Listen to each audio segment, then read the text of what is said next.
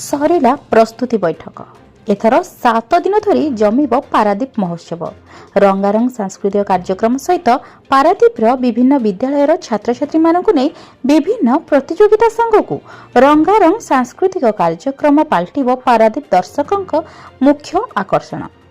अटल memorial trust तरफ भारत वर्षर पूर्वतन प्रधानमंत्री भारत रत्न अटल बिहारी वाजपेयी जन्म जयंती ठारू डिसेम्बर 31 तारिख 7 दिन धरी पारादीप जयदेव सदन प्रांगण में आयोजित हो आसुछि पारादीप महोत्सव। कलिंग बालीजात्रा महोत्सव पर पारादीप महोत्सव पारादीप दर्शकों मन जिणिछि। चलित वर्ष वाजपेयी 101तम जन्म जयंती को स्मरणीय करने अटल मेमोरियल ट्रस्ट तरफ समस्त प्रकार प्रचेषा जारी रही।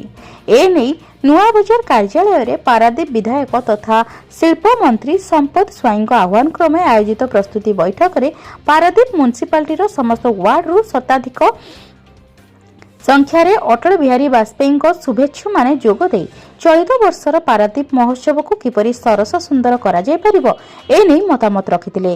पारिषद सुब्रत कुमार प्रधान, शिल्प मंत्री पारादीप प्रतिनिधि सर्वेश्वर बलियार सिंह अध्यक्षतार आयोजित यह प्रस्तुति बैठक सफल होता बेले पारादीप महोत्सव पर समस्त प्रस्तुति शेष पर्यायर पहुंची बेले किपरि चलित वर्षर यह महोत्सव को समस्त क्षेत्र में सफल करा जाय परिबो एवं किपरि पारादीप दर्शकों आकर्षण पाल्टिब एने अटल मेमोरियल ट्रस्ट तरफ समस्त प्रयास करा जायतिबा नै अटल मेमोरियल ट्रस्ट तरफ प्रस्तुति करा जायतिबा नै प्रस्तुति बैठक अवसर में पारिषद सुब्रत प्रधान प्रकाश करछन्ती।